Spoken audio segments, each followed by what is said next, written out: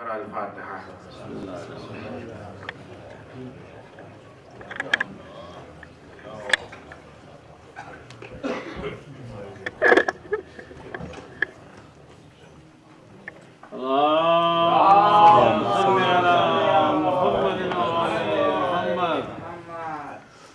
لا حول ولا قوة إلا بالله العلي العظيم۔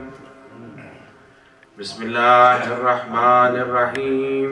الحمد لله رب العالمين، الحمد لله الذي يخلق ولم يخلق ويرزق ولا يرزق ويطعم ولا يطعم ويميت الأحياء ويحيي الموتى وهو حي لا يموت بيده الخير وهو على كل شيء قدير۔ نعم المولى ونعم النصير، حسبنا الله ونعم الوكيل، ثم الصلاة والسلام والتحية والإكرام على سيدنا ونبينا وطبيب نفوسنا أبي القاسم المصطفى محمد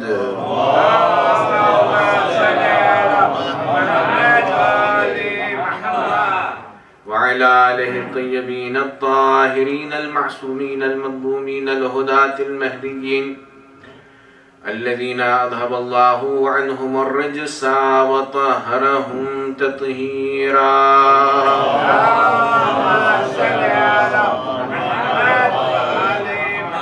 واللعنة الدائمة الباقية على أعدائهم أعداء الله۔ أما بعد، قال رسول الله صلى الله عليه وآله وسلم: من مات ولم يعرف إمام زمانه مات ميتة جاهلية۔ صلوات۔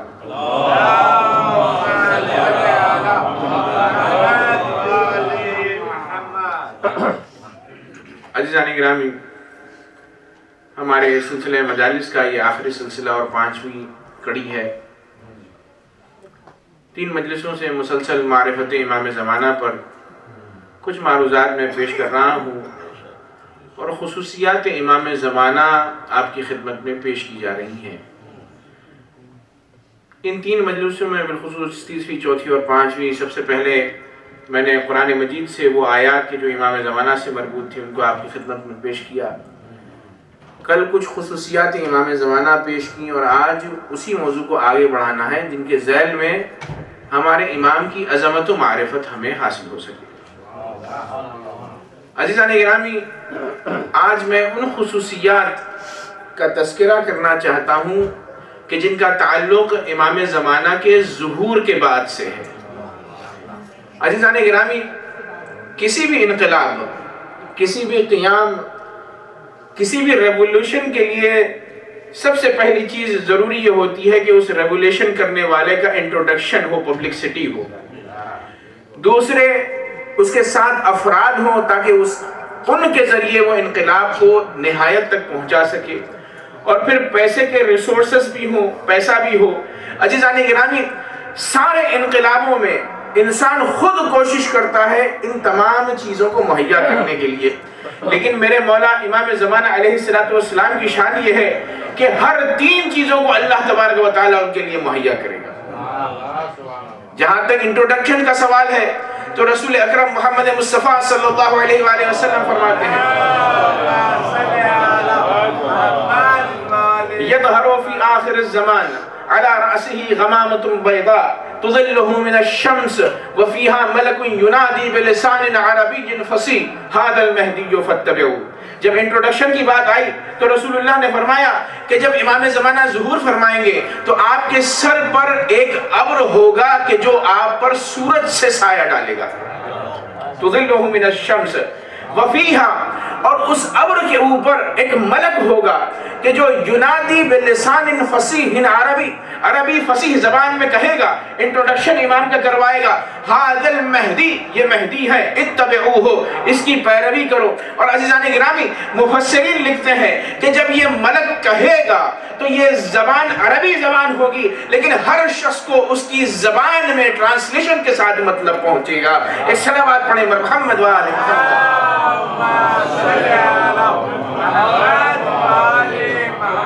توجہ فرمائیں، اب آپ عظمت دیکھیے کہ امام ایک شخص ہے جو ولی اللہ ہے، آیت اللہ ہے، حجت اللہ ہے، بقیت اللہ ہے۔ جب وہ ظاہر ہوئے ہیں تو آپ کے سر پر ایک ابر ہے اور اس کے اوپر ایک فرشتہ ہے، اس سے ہیبت امام زمانہ اجاگر ہوگی۔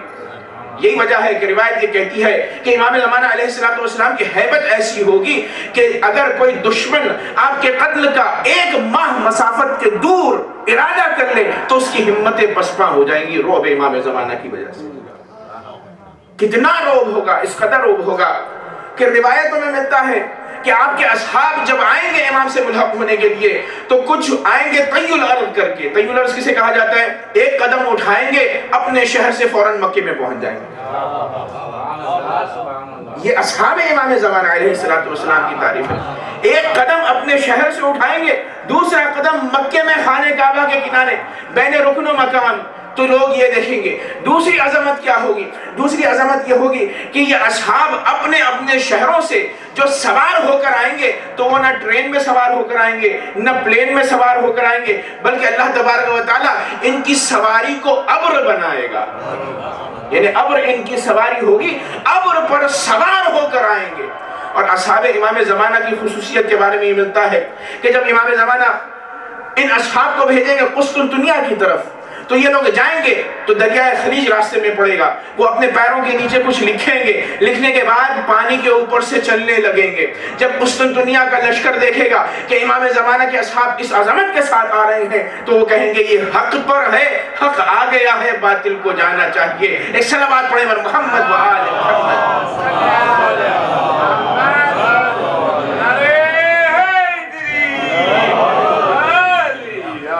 عزیزان گرامی، اللہ تبارک و تعالیٰ انٹروڈکشن کروائے گا ملائکہ کے ذریعے۔ ایک اور ایک آیت ہے جس میں اللہ تعالیٰ نے فرمایا وَاسْتَمِعْ يَوْمَ يُنَادِ الْمُنَادِ مِن مَّكَانٍ قَرِيبٍ يَوْمَ يَسْمَعُونَ الصَّيْحَةَ بِالْحَقِّ ذَلِكَ يَوْمُ الْخُرُوجِ۔ وَاسْتَمِعْ يَوْمَ يُنَادِ الْمُنَادِ، ایک زمانہ ایسا آئے گا کہ منادی کی ندا کو لوگ سنیں گے، مِن مَّكَانٍ قَرِيبٍ، قریب سے، يَوْمَ يَسْمَعُونَ الصَّيْحَةَ بِالْحَقِّ، لیکن اس منادی سے پہلے ایک پکار اٹھے گی، صیحہ اٹھے گا، ذالک یوم الخروج، اور وہ زمانہ ہوگا کہ جو خروج امام زمانہ علیہ السلام کا زمانہ ہوگا۔ امام نے فرمایا وہ منادی جو ندا دے گا وہ امام کا انٹروڈکشن کروائے گا، ہر شخص کو اس کی زبان میں امام کا تعارف پہنچے گا اور ہر ایک کے اوپر حجت امام زمانہ قائم ہو جائے گی۔ ایک صلوات پڑھیں محمد و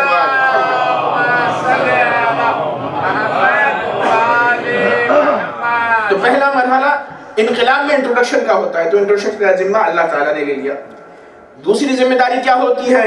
سولجرز کی ہوتی ہے، اس کا بھی اللہ تبارک و تعالیٰ نے امام زمانہ کے لیے اہتمام کیا۔ ہمارے چھٹے امام امام جعفر صادق علیہ السلام فرماتے ہیں اصحاب امام زمانہ میں صرف اور صرف انسان نہیں ہوں گے بلکہ اللہ تعالیٰ ملائکہ کو بھیجے گا، فرشتوں کو بھیجے گا، جنات کو بھیجے گا جو لشکر میں ہوں گے میرے مولا کے۔ اور تعداد بھی بتلائی ہے کتنے؟ 46,000 46,000 ملائکہ ہوں گے لشکر امام زمانہ میں، 46,000 جنات ہوں گے، اور ان میں سے 4,000 وہ ہوں گے کہ جب امام حسین شہید ہو رہے تھے تو آسمان سے آگے تھے کربلا میں۔ روایت میں ملتی ہے، چھٹے امام فرماتے ہیں کہ جب شہادت امام حسین قریب تھی تو ملائکہ آئے اور آنے کے بعد کہا 4,000 کی تعداد تھی، اللہ سے اجازت لی، آئے امام حسین کے پاس، کہا مولا اجازت دیجئے ان کو نیست و نابود کر دیں، ہم دشمنان الہی کو 30,000 کا لشکر ہم پھونک ماریں گے تو اڑ جائے گا۔ امام نے کہا نہیں، قضاء و قدر الہی نہیں ہے، امام نے اجازت نہیں دی۔ تو شہادت ابا عبداللہ الحسین کو اول سے آخر تک انہوں نے دیکھا۔ جب حسین شہید ہو گئے گر گیا کیا بڑے بلند آواز سے، پھر اللہ کے سامنے گلا اور شکوہ کیا، اے پروردگار اب تو حسین شہید ہو گیا ہے، کیا تو انتقام نہیں لے گا؟ تو اللہ تعالیٰ نے کہا حجابات ہٹائے، ہٹانے کے بعد کہا حسین کی آل سے وہ جو نور کھڑا ہوا ہے، قائم آل محمد، امام کھڑے ہوئے تھے عبادت میں، کہا یہ جو کھڑا ہوا ہے جب یہ ظہور کرے گا تب ہم اس کے ذریعے انتقام لیں گے۔ تو ان 4,000 ملائکہ نے کہا خدایا تو جب ان سے انتقام لے گا اور یہ غیبت میں چلے جائیں گے تو ابھی سے ہمیں اجازت دے دے کہ ہم مجاورے قبر ابا عبداللہ الحسین ہو جائیں، تاکہ جب امام ظہور کریں تو ان کے ساتھ مل کر ہم قاتلان حسین سے انتقام لیں۔ ایک صلوات پڑھیں محمد و آل محمد۔ اللہ تبارک و تعالیٰ نے انہیں اجازت دی، تو عظمت کربلا سمجھیے۔ جب آپ زیارت کو جاتے ہیں تو وہاں پر صرف آپ نہیں ہوتے ہیں، وہ 4000 ملک ہیں کہ جو مجاور امام حسین علیہ السلام۔ شاید یہی وجہ ہے کہ وہ محافظ ظاہر بھی ہوں، اور کیوں کرنا ہو عزیزان گرامی، تقریباً 30 ملین کے قریب لوگ جاتے ہیں لیکن ایک شہید نہیں ہوتا ہے۔ اس کا مطلب یہ ہے کہ مومنین کی حفاظت ملائکہ کے ہاتھوں اللہ تبارک و تعالیٰ نے رکھی ہے۔ وگرنہ حج پر ہم اس سال گئے تھے، 6 لاکھ کا مجمع انہوں نے برداشت نہیں کیا، 5 سے 6 ہزار لوگ جو ہے شہید ہو گئے۔ ایک صلوات پڑھیں محمد و آل محمد۔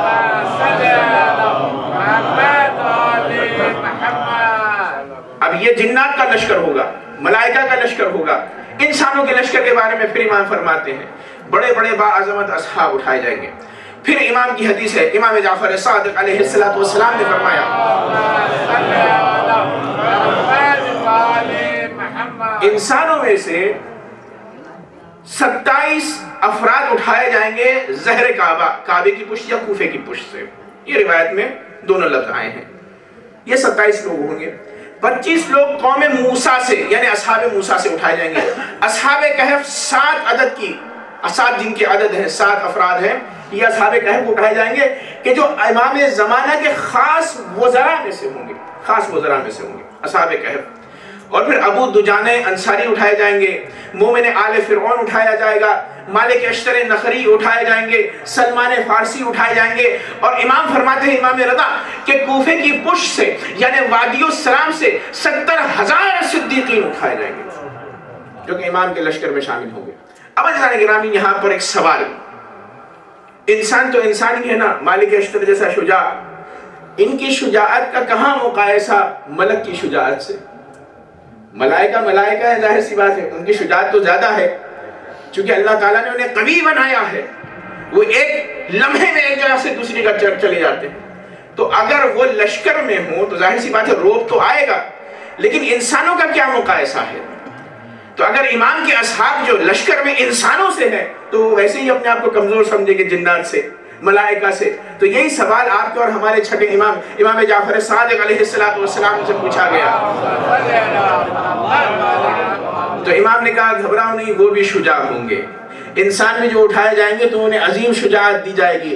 کہا ان الرجل منہم لیعطا قوت 40 رجلا، جو انسان ہوں گے امام زمانہ کے لشکر میں تو ان میں ہر ایک کو اللہ تبارک و تعالی 40 شجاعان عرب کی طاقت عطا فرمائے گا، 40 شجاعان عرب کی طاقت عطا فرمائے گا۔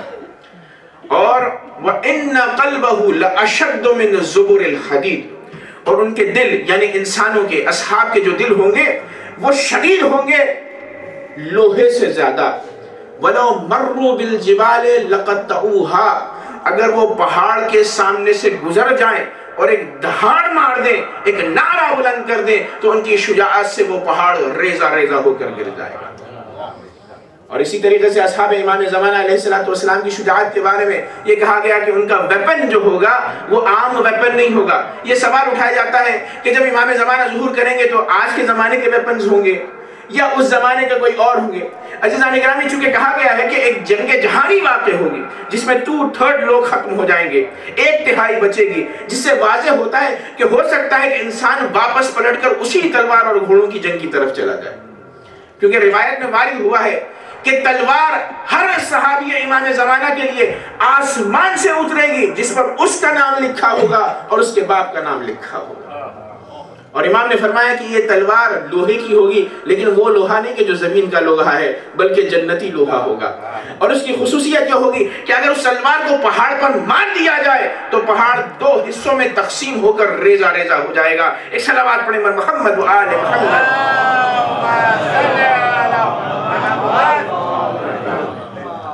صلوات پڑھیں بر محمد۔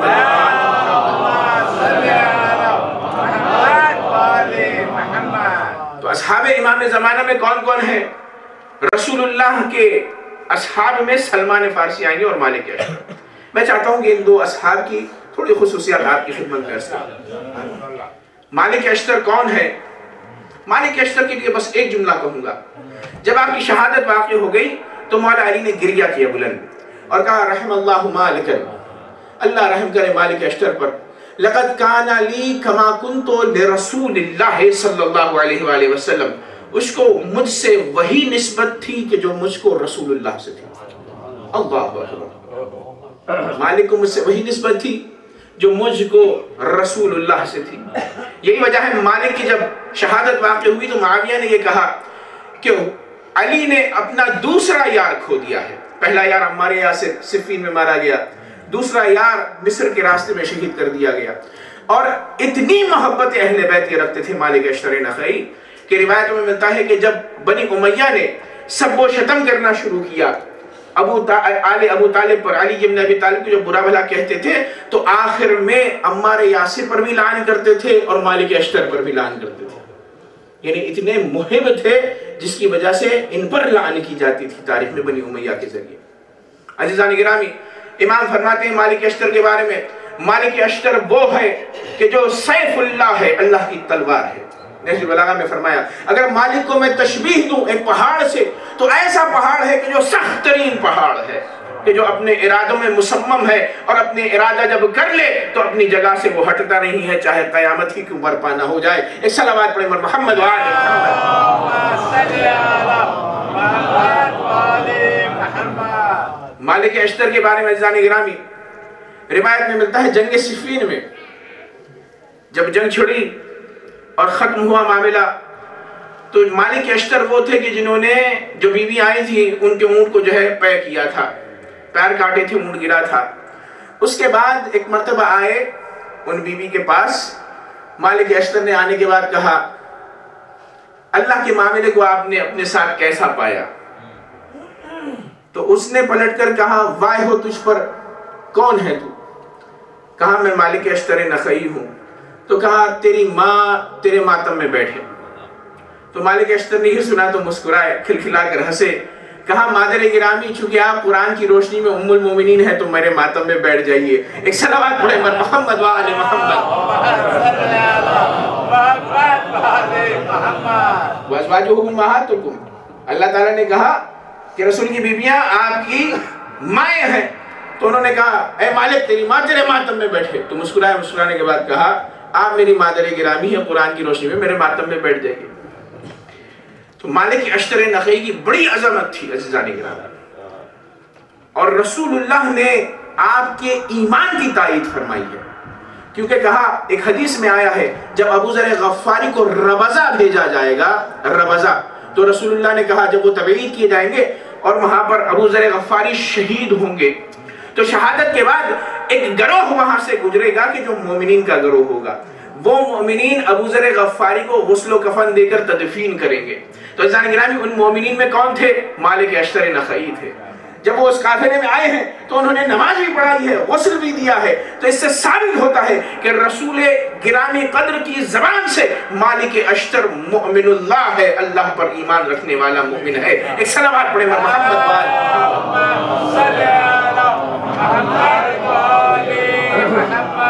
تو مالک اشتر اصحاب امام زمانہ میں ہوں گے. سلمان فارسی کہ جنہیں سلمان محمدی کہا گیا ہے، یہ بھی بڑے مقدس صحابی رسول اللہ تھے. امام جعفر صادق علیہ السلام سے یہ پوچھا گیا کہ مولا بتلائیے کہ مالک سلمان فارسی، آپ سلمان فارسی کو سلمان محمدی کیوں کہتے ہیں، منا اہل البیت کیوں کہتے ہیں؟ ہم اہل بیت میں سے ہے کہا ہے نا. تو جب منا اہل بیت کہا تو اہل بیت پر فرشتے نازل ہوتے ہیں، تو کیا فرشتے سلمان فارسی پر نازل ہوتے تھے؟ تو ایک مرتبہ امام نے فرمایا ہاں فرشتے سلمان پر نازل ہوتے تھے. تو پھر اس کے بعد اس صحابی نے اور پوچھنا چاہا تو امام نے کہا بس تمہارے لیے اتنا ہی کافی ہے. بس ایک جملہ کہہ دوں، سلمان اس مرتبہ ایمان پر فائز تھے کہ اگر ان کے ایمان کو ابو ذر سمجھ لیتے تو قتل کر دیتے. ایک صلوات پڑھیں محمد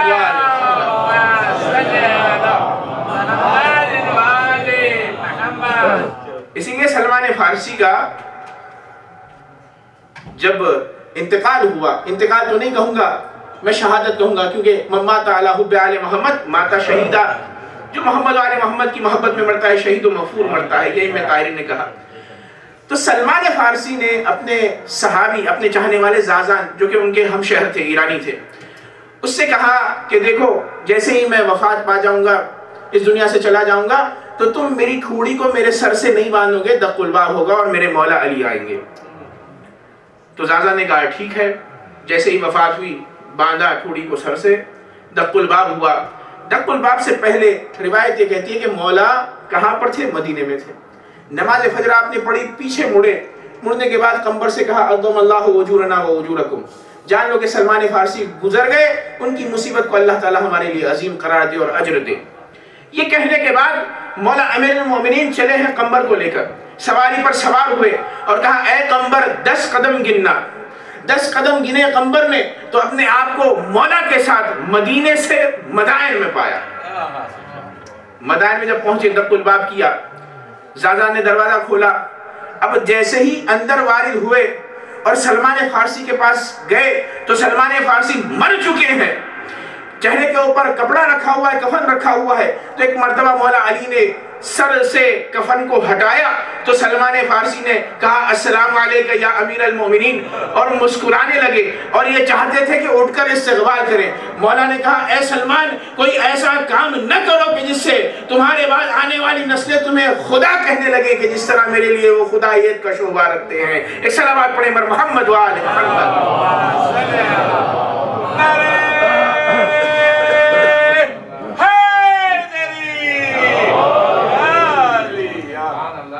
شبہ نہ ہو جائے جس طرح لوگ میری خدائیت کا شبہ کریں گے، کوئی ایسا کام نہ کرو کہ تمہیں بھی خدا کہیں۔ تو سلمان فارسی کا وہاں پر آپ نے طی الارض کر کے فوراً ایک لمحے میں مدینے سے مدائنہ نماز پڑھائی۔ اب عزیزان اکرامی، اس واقعے کو لے کر عظمت سلمان فارسی سمجھ میں آتی ہے نا، لیکن ایک تبرہ بھی اس سے سمجھ میں آتا ہے، ایک تبرہ بھی سمجھ میں آتا ہے۔ ابن جوزی نے، جو سنی ایک اسکالر ہے، تاریخ میں اس نے ایک مرتبہ منبر سے بیٹھ کر یہ کہا سلونی سلونی قبل ان تفتدونی، مجھ سے پوچھو وہ سوال کہ جو تمہیں پوچھنا ہے۔ اور مولا علی نے فرمایا کہ یہ دعویٰ نہیں کرے گا مگر وہ شخص جو کذاب ہے، لا یقولها بعدی الا مدعی کذاب، یہ سلونی سلونی کا دعویٰ کوئی نہیں کرے گا مگر وہ کہ جو کذاب ہے۔ تو اس نشست میں ایک مومنہ بیٹھی ہوئی تھی پشت پردہ، اس نے کہا کہ اے ابن جوزی، تو نے غلط سوال کیا ہے لوگوں سے، اچھا یہ بتلا سلمان فارسی کا انتقال کہاں ہوا تھا؟ کہا مدائن میں۔ کہا مولا علی کہاں تھے؟ کہا مدینے میں۔ کہا فوراً کیسے پہنچ گئے تجہیز و تکفین کے لیے؟ تو ابن جوزی کہتا ہے طی الارض کیا، مولا معجزے سے گئے۔ تو کہا اس کا مطلب یہ ہے کہ سلمان فارسی مومن تھے، مسلمان تھے؟ تو کہا ہاں مومن تھے، مسلمان تھے۔ تو کہا ظاہر سی بات ہے جب مومن تھے اور مسلمان تھے تو مومن اور مسلمان کی تجہیز و تکفین مولا علی کے اوپر واجب ہے۔ تو اس نے کہا ہاں واجب ہے۔ تو پھر یہ بتلاؤ کہ مسلمانوں کے تیسرے خلیفہ مدینے میں مارے گئے، 3 دن تک ان کا جنازہ پڑا رہا، لیکن مولا امیر المومنین نے تجہیز کی، نہ تکفین کی، نہ غسل دیا، نہ نماز پڑھایا۔ کیا مولا علی پر وہاں پر واجب نہیں تھا؟ کیا وہ مسلمان تھے بھی یا نہیں کہ جس کی وجہ سے علی ابن ابی طالب نے اپنے دامن کو بچا کر ان سے تبرے کا اظہار کیا؟ ایک صلوات پڑھیں بر محمد و آل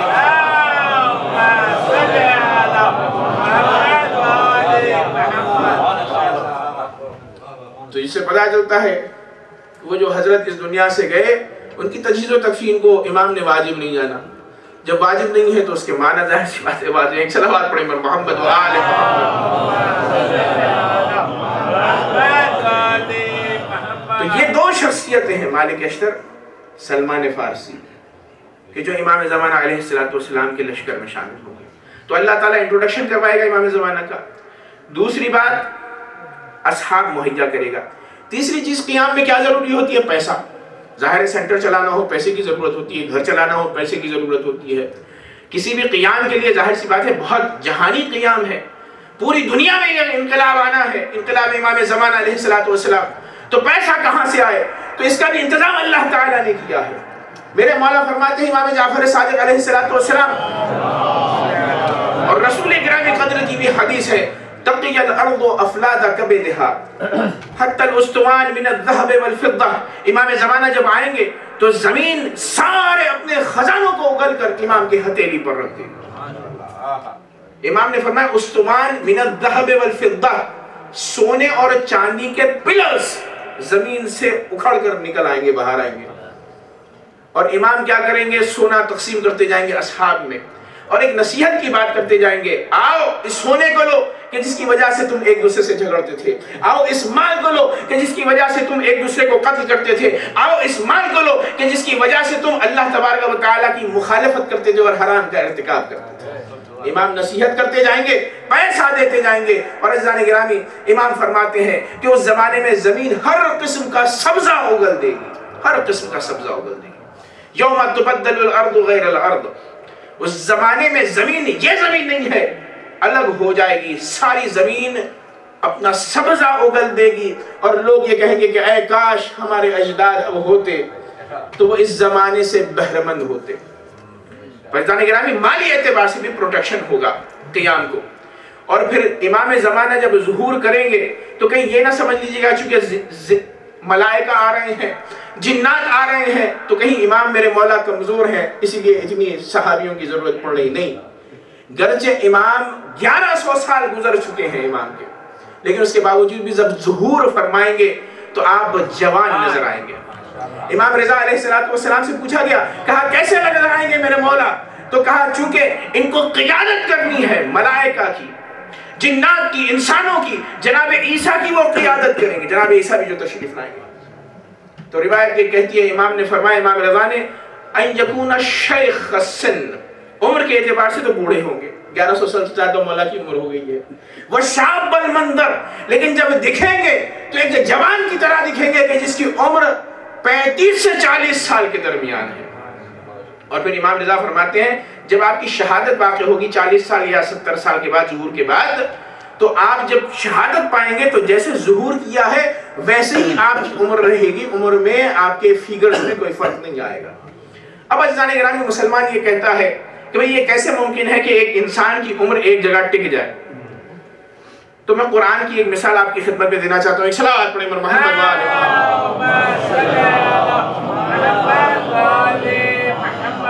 جس سے واضح ہو جائے کہ اللہ تعالیٰ چاہے تو کسی کی زندگی کو، کسی چیز کو روک سکتا ہے اس کی حالت کے اوپر۔ ایک طویل آیت پڑھنے جا رہا ہوں، انشاءاللہ آیت کا ثواب بھی آپ لیں گے سننے کے۔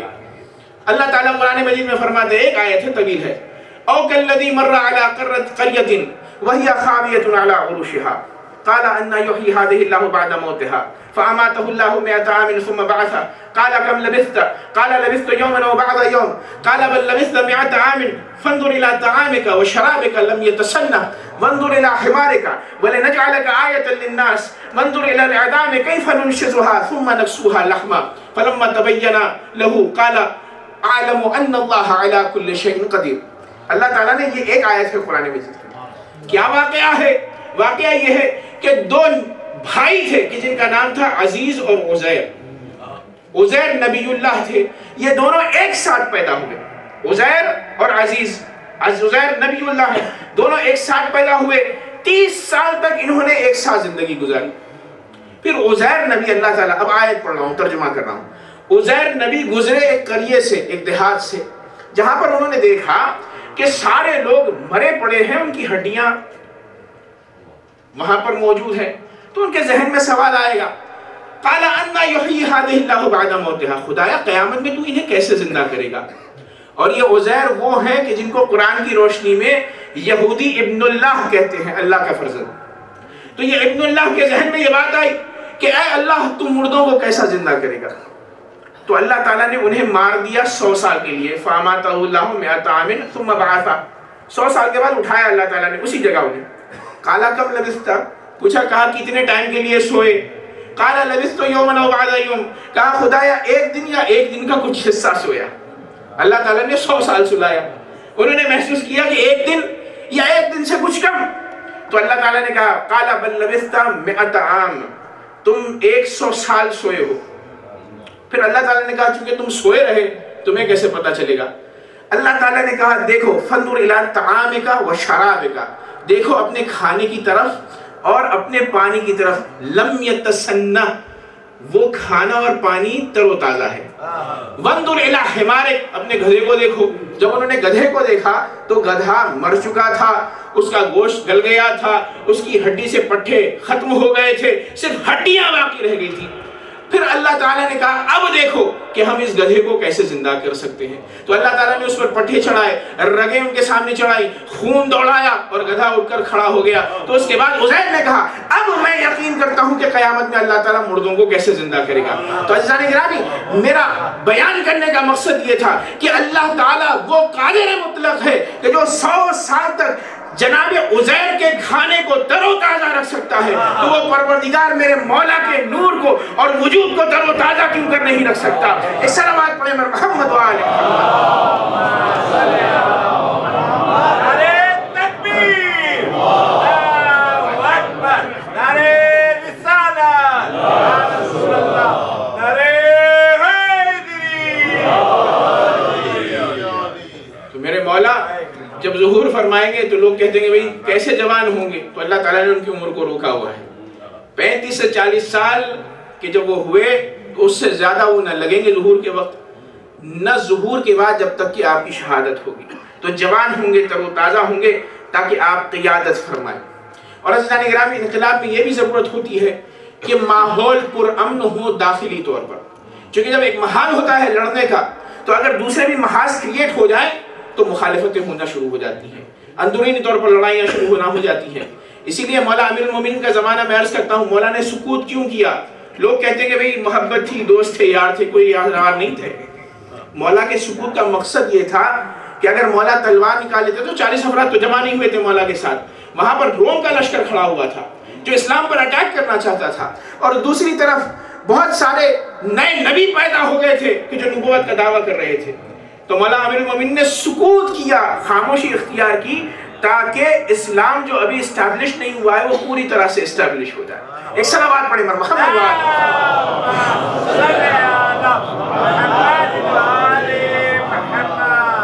تو جانی گرامی، امنیت کی بہت ضرورت ہوتی ہے قیام میں.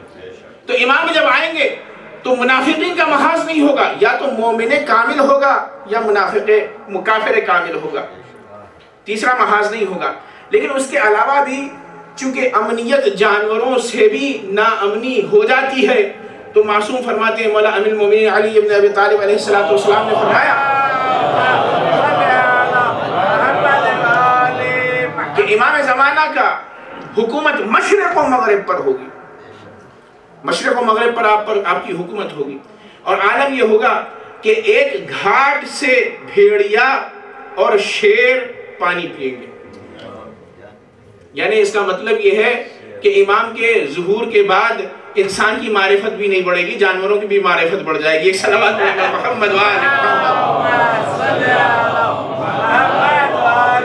محمد. اور بچے کھیلیں گے بچھو اور سانپ سے، یہ میرے مولا نے فرمایا. کیوں؟ اس لیے کہ معرفت بڑھ جائے گی، عقلیں انسانوں کی اور اطراف میں جو وحشی جانور ہیں کامل ہو جائیں گے.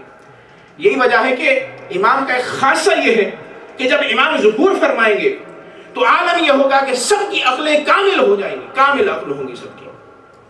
کیسے کامل عقل ہوں گی؟ معصوم فرماتے ہیں امام باقر علیہ السلام کی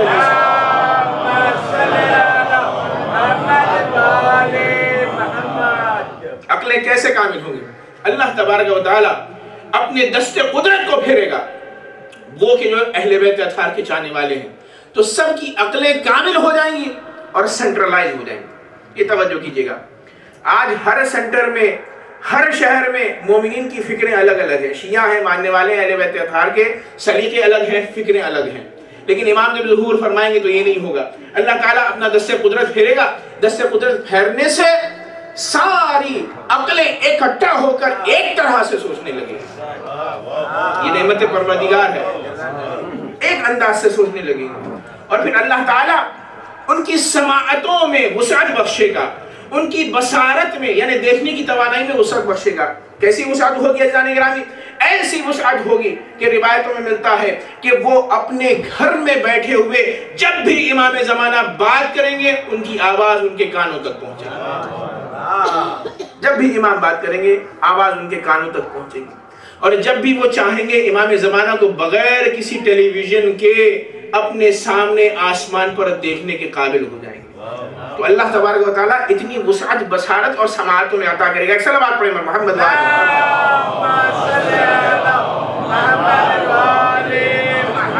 اور علم مکمل ہو جائے گا. کمال عقل کے ساتھ کمال علم بھی ہوگا. کیسے علم مکمل ہوگا؟ امام فرماتے ہیں کہ جتنے علوم آئے ہیں آدم سے لے کر خاتم تک، خاتم سے امام زمانہ تک، اور دنیا نے جو ترقی کی ہے وہ صرف اور صرف 2 حرف ہیں. صرف اور صرف 2 حرف ہیں. 2 حرف سے زیادہ نہیں ہے. 25 حرفوں کو امام زمانہ اور آ کر تعلیم دیں گے تاکہ 27 علم کے حروف مکمل ہو جائیں. اور امام کا کام یہ ہوگا کہ انتقام خون حسین کے ساتھ ساتھ قرآن علی ابن ابی طالب کو بھی وہ ترویج فرمائیں گے. قرآن علی سے کیا مطلب ہے؟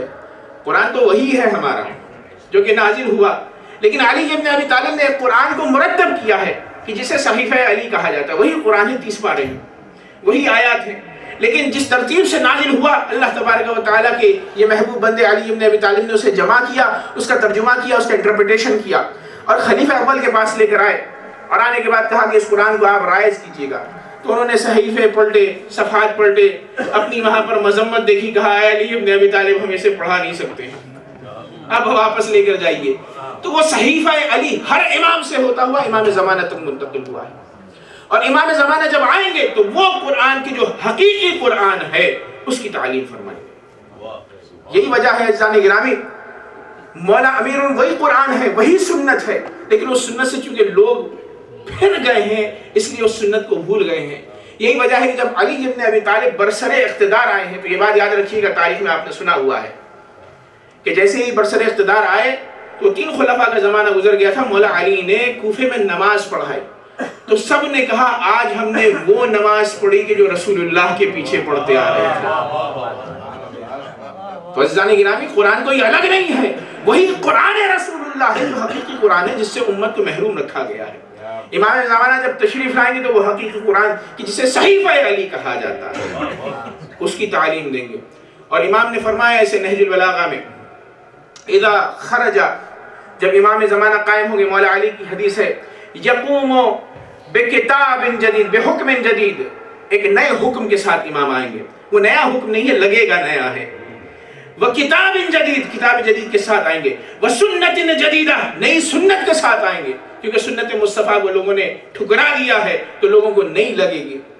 وہ قضاء جدید، امام جب آئیں گے تو نئی قضاوت کے ساتھ آئیں گے. علی العرب شدید، اور یہ عرب لوگوں پر یہ قضاوت، یہ سنت، یہ حکم بہت سخت ہوگا. ولا یستبقى احد، اللہ تبارک و تعالیٰ کسی کو باقی نہیں چھوڑے گا.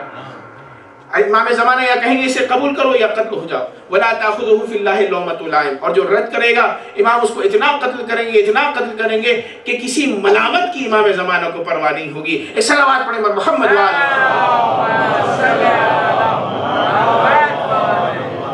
اور خود امام علی علیہ السلام دوسری جگہ نہج البلاغہ میں فرماتے ہیں، کأنی بالعجم فساتیتہم فی مسجد الکوفہ یعلمون القرآن کما انزلہ، گویا میں دیکھ رہا ہوں کہ قائم آل محمد نے ظہور کر دیا ہے، اور کوفے میں کچھ عجم لوگ ہیں، عرب نہیں، عجم لوگ ہیں کہ جو قرآن کو تعلیم دے رہے ہیں ٹینٹ میں، خیموں میں، کما انزلہ، جس طرح سے کہ وہ نازل ہوا ہے.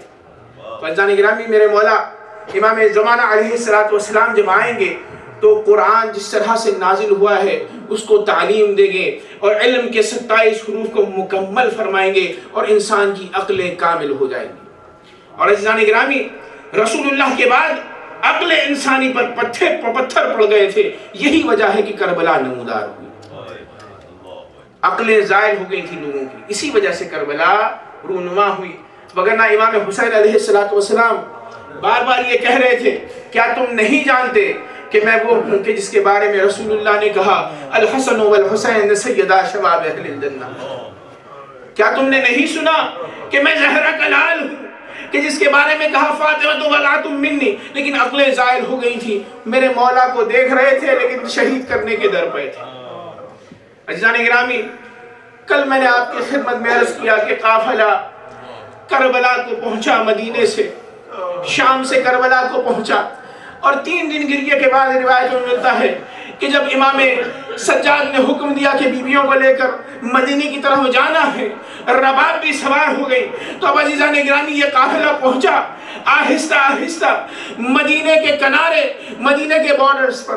ایک وہ وقت بھی آیا کہ امام نے سارے اہل بیت اطہار کو دیکھا کہ گریہ بلند آواز سے ہو رہا ہے۔ پوچھا گریہ کا کیا سبب ہے؟ کہا مولا یہ وہی مدینہ ہے کہ جب اس مدینے سے چلے تھے تو عباس بھی تھے، علی اکبر بھی تھے، اور محمد بھی تھے، اب جب واپس آ رہے ہیں تو ان سب کی یادیں تازہ ہو گئی ہیں۔ امام نے ایک مرتبہ عزیزان گرامی اتنی رقت ہوئی کہ امام نے فوراً داخل ہونے کو مناسب نہ سمجھا مدینے میں۔ ایک مرتبہ کہا بشیر ذرا ادھر آنا۔ کہا اے بشیر تمہارے بابا شاعر تھے، کیا تم بھی شعر کہتے ہو؟ اس نے کہا ہاں میں بھی شعر کہتا ہوں۔ کہا جاؤ مدینے والے کو ہمارے آنے کی اطلاع دو۔ مدینے میں آیا بشیر اور آنے کے بعد کہا یا اہل یثرب، اے مدینے کے رہنے والوں، اب مدینہ رہنے کے قابل نہیں رہا۔ حسین کا لٹا ہوا قافلہ واپس آیا۔ عزیزان گرامی یہ سن کے ہی فوراً سارے اصحاب دوڑے کاروان حسینی کی طرف اور محمد حنفیہ بھی دوڑے۔ روایت میں ملتا ہے کہ جیسے ہی محمد حنفیہ پہنچے تو ایک مرتبہ جناب سید سجاد کو اپنے گلے سے لگایا اور کہا یبن اخی، اے نا اخی، اے میرے بھائی کے فرزند، میرا بھائی حسین کہاں ہے؟ کہا چچا جان نہ پوچھئے گا، سب کے سب شہید ہو گئے۔ تو ایک مرتبہ محمد حنفیہ نے نعرہ مارا اور زمین مدینہ پر گر کر بے ہوش ہو گئے۔ پھر اس کے بعد سارے مدینے والے جب اطراف جمع ہوئے امام کی تو امام کے سامنے گریہ شروع کیا۔ امام نے ہاتھ سے اشارہ کیا اور کہا گریہ نہ کرو کیونکہ میں میسیج لایا ہوں حسین کی طرف سے۔ کہا کیا میسیج ہے مولا؟ تو کہا آخری وقت جب حسین آئے تھے تو ایک مرتبہ میں نے حسین کو دیکھا تھا کہ سر سے پیر تک زخمی تھے۔ کہا تھا ایک مرتبہ مجھ سے حسین نے کہ اے سید سجاد جب مدینے جانا تو میرے شیعوں کو میرا سلام کہنا اور ان سے کہنا کہ جب تم ٹھنڈا پانی پینا تو میری پیاس کو یاد کر لینا، جب تم کسی غریب کی غربت کے بارے میں سننا تو میری غربت کو یاد کر کے میری غربت پر گریہ کرنا۔ میسج کو سنایا، عزیزان گرامی وارد ہوئے، داخل ہوئے۔ مدینے میں جیسے ہی داخل ہوئے تو سب سے پہلے رسول اللہ کے روزے پر گئے۔ رسول اللہ کے روزے پر گریہ ہوا۔ ایک مرتبہ زینب نے کہا نانا جان ہم آئے ہیں قافلہ لٹا کر واپس کربلا سے۔ کافی گریہ و بکا ہوا۔ روایت یہ کہتی ہے کہ رسول اللہ کے روزے کے بعد فوراً جناب زینب اولیاء مقام اماں فاطمہ الزہرا کی قبر پر گئی اور جانے کے بعد کہا اے اماں میں واپس لوٹ کر آئی ہوں لیکن تیرا ماجایا حسین کربلا کے میدان میں شہید ہو گیا۔ اب دیکھنے والوں نے کیا دیکھا کہ زینب اولیاء مقام نے ایک کرتے کو نکالا کہ جو 120 جگہ سے چاک تھا اور خون میں لہو لہان تھا۔ ایک مرتبہ کہا اے اماں فاطمہ الزہرا لوگ جب سفر پر جاتے ہیں تو کچھ نہ کچھ ہدیہ لے کر آتے ہیں، میں واپس آئی ہوں یہ پیرہن حسین ہے کہ جسے تیرے لیے میں کربلا سے لائی ہوں۔ عزیزان گرامی گریہ بلند ہوا۔ تاریخ لکھتی ہے کہ سب نے وہاں پر در و دیوار نے مدینے کی گریہ کیا اور اس کے بعد سید سجاد نے کہا سب اپنے اپنے گھر چلے جائیں۔ تو ایک مرتبہ قافلے کے سب لوگ جب متفرق ہو کر گھر پر آئے تو جناب زینب اپنے گھر میں آئی، دق الباب کیا، جناب عبداللہ نے دروازے کو کھولا۔ ایک مرتبہ بی بی اندر آئیں، اپنے حجاب کو اتارا۔ عزیزان گرامی پڑھنے والے یہ پڑھتے ہیں کہ ایک مرتبہ عبداللہ پہچان نہیں سکے کہ یہ کون بی بی ہے۔ کہا اے بی بی آپ کون ہیں؟ ذرا اپنا تعارف تو کرائیے۔ تو کہا زینب نے، خدا جانے زینب کی کیا حالت ہو گئی تھی کہ شوہر پہچان نہیں سکا۔ کہا اے عبداللہ تم نے نہیں پہچانا، میں علی کی بیٹی زینب تمہاری زوجہ زینب۔ ایک مرتبہ عبداللہ نے پوچھا بی بی بتلائیے کربلا میں کیا ہوا؟ تو باتوں کو بیان کرتے کرتے ایک مرتبہ کہا میرے اون محمد کہاں ہے؟ عزیزو جیسے ہی اس بات کو سنا بچوں کی یاد آئی۔ ایک مرتبہ دو چھوٹے چھوٹے محراب دیکھے، دو چھوٹے چھوٹے بستر دیکھے، زینب سے رہا نہ گیا۔ کہا اے اون محمد ماں شرمندہ ہے کہ اب تک علی اکبر پر گریہ کرتی رہی لیکن آج سے تم پر گریہ کرے گی۔ مدینے کی بیویوں کو جمع کیا، کہا واہ اونا واہ محمدہ واہ اکبرہ علی رحمت اللہ علی القوم الظالمین وسيعلم الذين ظلموا آل محمد ایما انقلب ينقلبون۔ پروردگارہ اس ذکر قریب کو ہم سب سے قبول فرما، اس ذکر اور خمسہ مجالس کے صدقے میں ہمارے گناہان کبیرہ و صغیرہ سے ہماری مغفرت فرما۔ باری الہ اس ذکر میں اگر کوئی قصور و تقصیر ہے تو اس سے درگزر فرما۔ باری الہ بطفیل محمد وآل محمد ہمیں جو پریشان حال ہیں ان کی پریشانیوں کو دور فرما۔ منتقم خون حسین امام زمانہ علیہ السلام کے ظہور میں تعجیل فرما۔ مومنین سے گزارش کی جاتی ہے کہ ایک سورہ فاتحہ کی تلاوت فرما کر مرحومین سریہ بالگرامی، اصغر بالگرامی، سید مصطفیٰ حسین، رقیہ بیگم، اقبال زیدی، سید حسن رضوی، اکبر بالگرامی، بانو بالگرامی، حیدر اور زہرہ بالگرامی، کاظم اور قمر بالگرامی، پیمان مرحومہ پیمان ساننداجی، ہاشم، خدیجہ، مہدی مرحومین کی روح کو ارسال فرما۔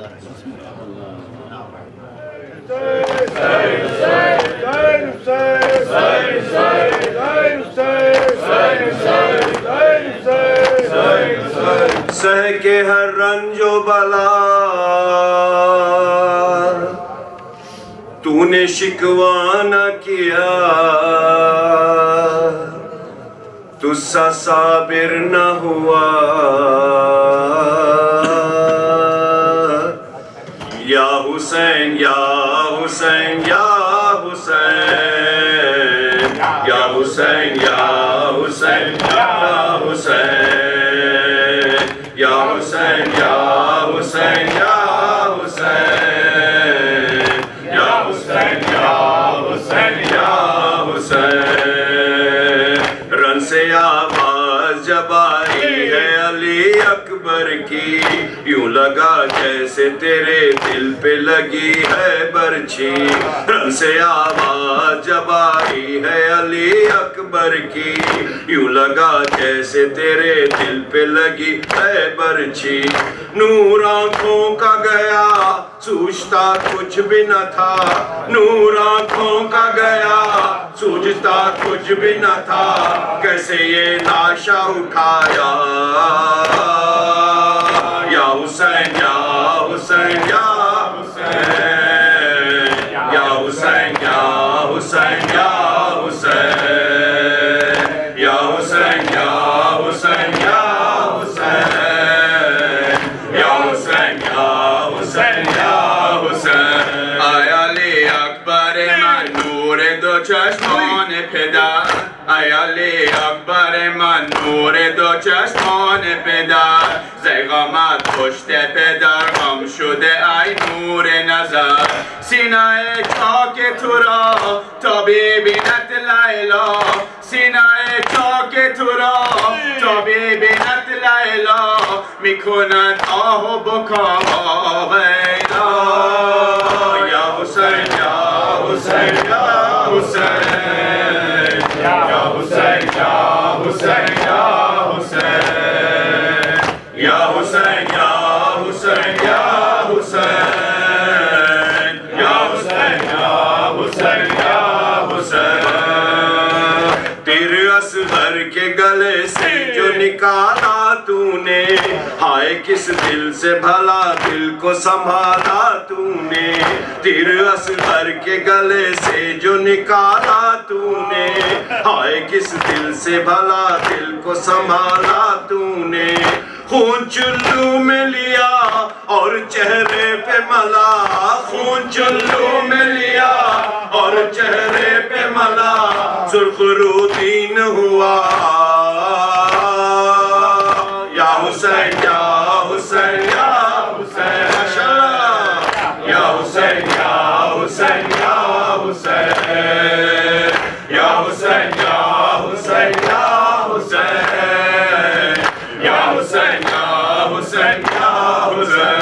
گل گلزار حرم ہے علی اصغر پسرم، منشگان خبر مرگ تو خیمه میں برم، گل گلزار حرم ہے علی اصغر پسرا منشگان خبر مرگ تو خیمه میبرم طفل من حلق تو را ظالمان آودا پری کرزند جفا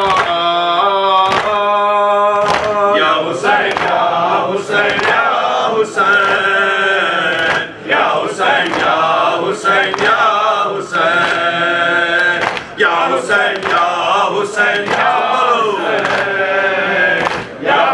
یا حسین یا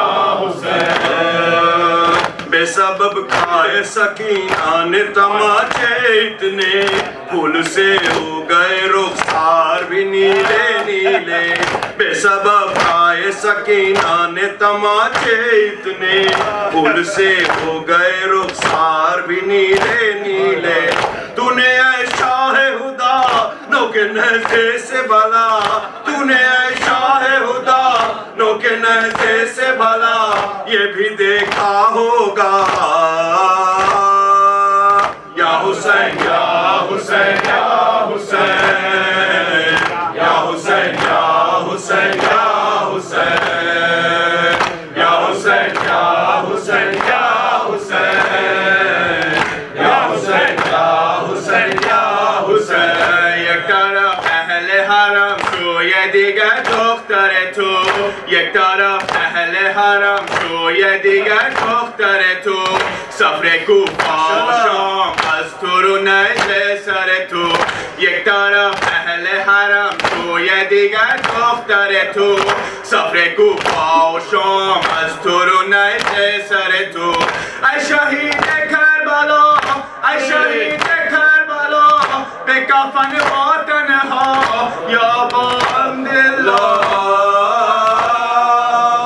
یا حسین یا حسین یا حسین یا حسین یا حسین یا حسین یا حسین یا حسین یا حسین یا حسین یا حسین یا حسین نوحہ جب بھی پڑھا جائے گا زین اور شوکت خود سے فاطمہ دیتی ہیں دعائیں ہر وقت نوحہ جب بھی پڑھا جائے گا زین اور شوکت خود سے فاطمہ دیتی ہیں دعائیں ہر وقت خوب نوحہ یہ کہا ذکر بے کس کا کیا خوب نوحہ یہ کہا ذکر بے کس کا کیا رو کے پرسا بھی دیا یا حسین یا حسین یا حسین یا حسین یا حسین یا حسین یا حسین یا حسین یا حسین یا حسین یا حسین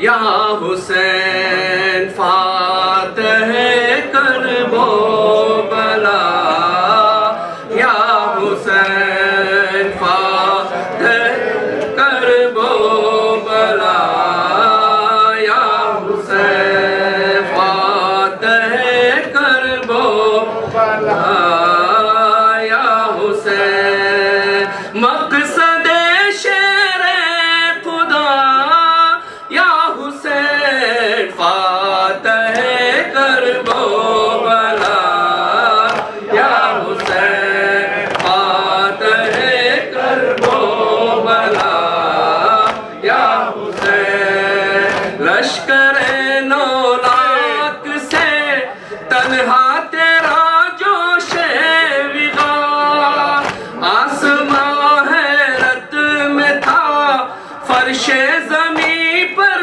زلزلہ تیغ رکھ لے نام میں اللہ کو کہنا پڑا سر تہے خنجر رکھا یا حسین فاتح کرب و بلا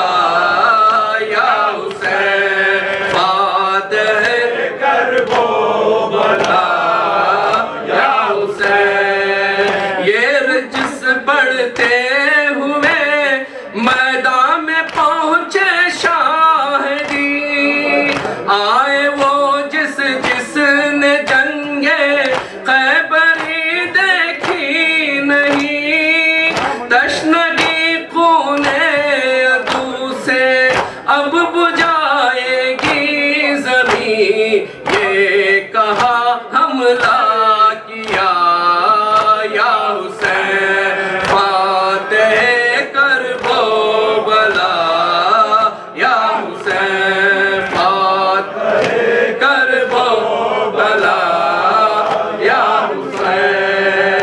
इब्न ज़हरा ने अचानक इस तरह हमला किया, इब्न ज़हरा ने अचानक इस तरह हमला किया, अलकमा के साथ फूंका और एक दरिया बहा, ज़ुल्जनाह शाह के कदमों तलक कुआं गया, सुर्ख मक़तल कर दिया, या हुसैन फातेह हो बला, या हुसैन फातेह कर वो बला, या हुसैन।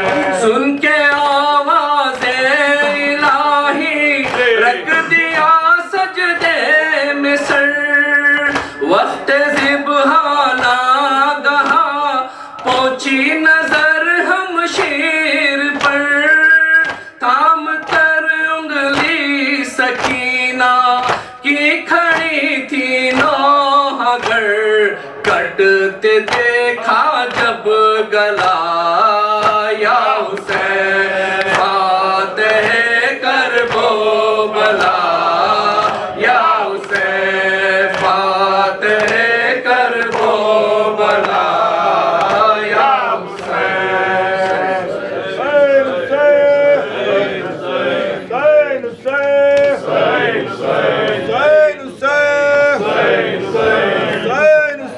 सज्जाद में ज़ैनब हूँ, मेरे सर पे रिदा कोई नहीं, बाज़ारे जफ़ा। सज्जाद में ज़ैनब हूँ, मेरे सर पे रिदा कोई नहीं, बाज़ारे जफ़ा। सज्जाद में ज़ैनब हूँ, मेरे सर पे रिदा कोई नहीं, बाज़ारे जफ़ा। अजमाए को भी होगा, मेरे चलने की जा कोई नहीं, बाज़ारे जफ़ा। सज्जाद में ज़ैनब हूँ, मेरे सर पे रिदा कोई नहीं, बाज़ारे जफ़ा। सज्जाद मेरे सर से नौबार छीनी जा रहा है, मेरा विज़ादी तेरे वाली गई मिल जाए रिदा मुझको, और मेरी दुआ कोई नहीं, बाज़ारे जफ़ा। सज्जाद में ज़ैनब हूँ, मेरे सर पे रिदा कोई नहीं, बाज़ारे जफ़ा।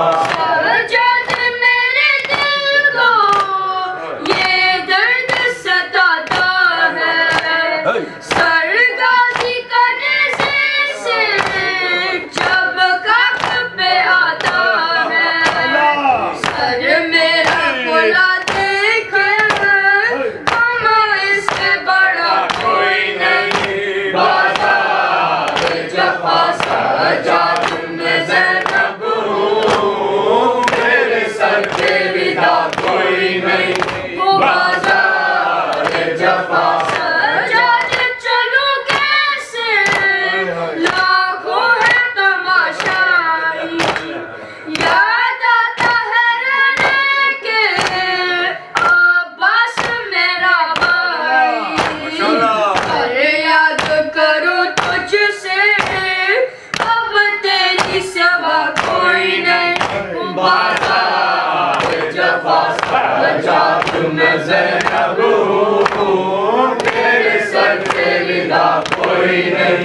बाजार जफा